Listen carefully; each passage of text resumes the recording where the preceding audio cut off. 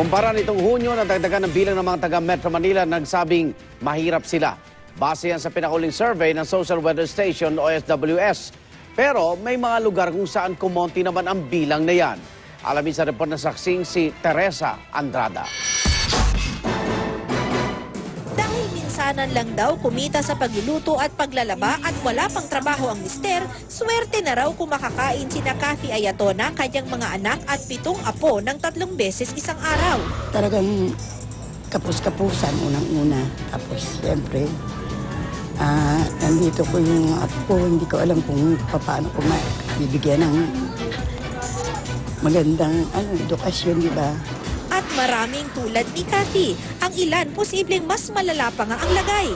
Ano't anuman, ayon sa pinakahuling survey ng Social Weather Station o SWS, mas nakararami pa rin ang mga nagsabing mahirap sila nang tanungin kung saan ilalagay ang kanilang pamilya.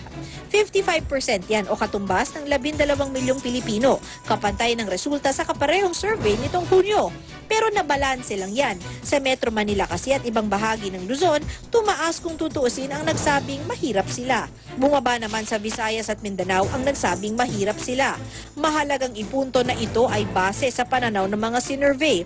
Ang opisyal na batayan pa rin ay ang mga nasa poverty line. At sa huling pagsukat dyan noon pang first semester ng 2013, 24.9% lang daw ang maituturing na mahirap. Pagmamalaki pa ng palasyo, mas mababa yan sa naitala noong 2012. Katumbas daw yan ng 2.5 milyong pamilya na nawala sa pagiging mahirap. Dagdag pa ng Malacanang, di raw masusolusyonan ng biglaan ang problema sa kahirapan. Ang mahihirap naman, tinutulungan ng mga programa tulad ng Conditional Cash Transfer Program o CCT.